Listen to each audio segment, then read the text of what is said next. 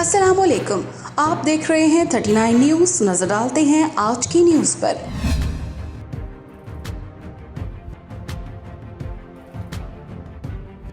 تفصیلات جانتے ہیں اپنے نمائندے سے۔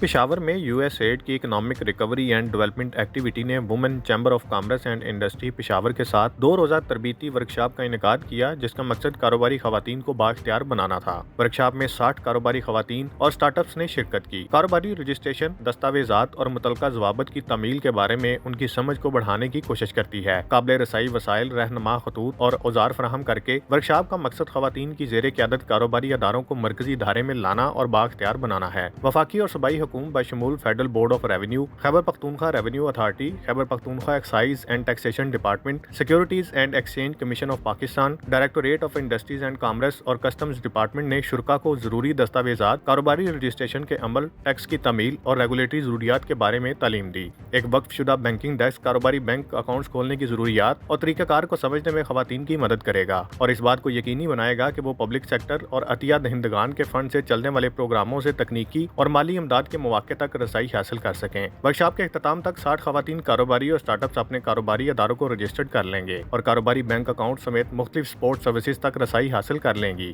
یہ تربیت خطے میں خواتین کی کاروباری صلاحیتوں کو بااختیار بنانے اور آگے بڑھانے کی جانب ایک اہم قدم ہے۔ Zaheer Ali Shah, 39 news HD Peshawar. اہم ایشوز ہوں یا ملکی اور غیر ملکی شخصیات کی پریس کانفرنسز، ہر لمحہ باخبر رہنے کے لیے ہمارا یوٹیوب چینل سبسکرائب کریں۔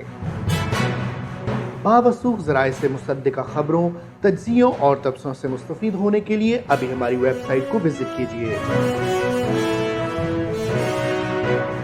اس کے ساتھ ساتھ آپ ہمیں فیس بک پر لائک اور فالو بھی کر سکتے ہیں۔